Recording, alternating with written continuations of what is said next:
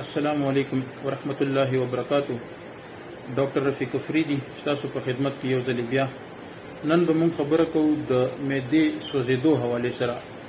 یعنی معده سوځېدل، اپیګیسټریک ریجن کې جلن کېدل، مطلب په معده کې سوځې کېدل، ترخې اوبه خولې له راتلل، ورسره په سر بوج، غوسه، هیډیک، دا ټول د معدې سره ریلیټډ خبرې دي.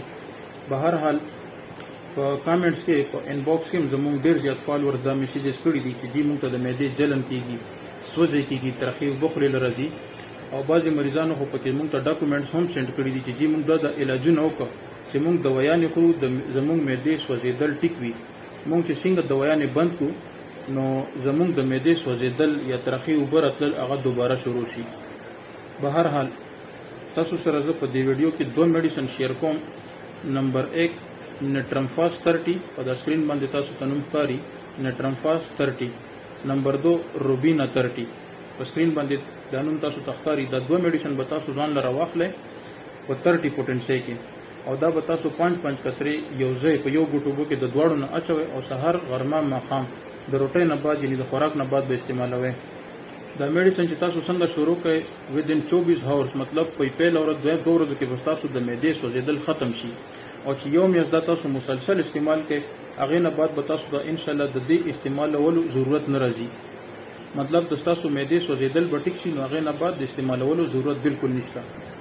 د نوٹ کولو چې کومه خبره ده، اکثر زمونږ چې کوم مسافر رونه دي، هغه که په قطر کې دي، هغه دوبۍ کې دي، هغه په سعودي عرب کې دي، XYZ چې څومره بهر ملکونه دي، هغوی اکثر دا میسیجونه کوي چې جی دا میډیسن به موږ ته چېرته میلو شي، دا د څه میډیسن دي.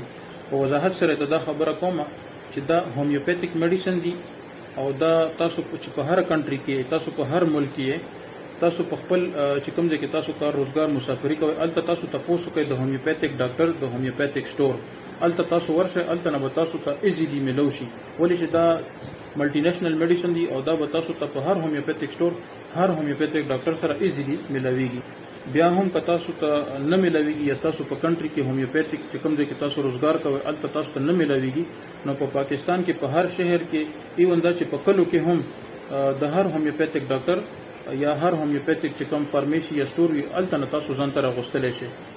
نو چاته هم د معدې د سوځېدو مسله وي، هر وخت معده یې سوځي، ترخې اوبه خولې له راځي، مختلف ډاکټرانو له تاسو تللی، حکیمانو له تللی، ایون هومیوپیتیک ډاکټر له تاسو تللی، او ستاسو مستقل فایده نه ده شوې، دا 2 میډیسن تاسو ځان لره واخلئ او تر یو میاشت پورې استعمال کړئ. انشاءالله ستاسو د معدې مسله به ورسره په مستقل طور باندې د سوځېدل ټیک شي. بیا هم که ستاسو ذهن کې کوم سوال راځي، یا تاسو کوم ځای کې نوی پوه شوي، نو په کامنټ سیکشن کې تاسو موږ نه تپوس کولی شئ.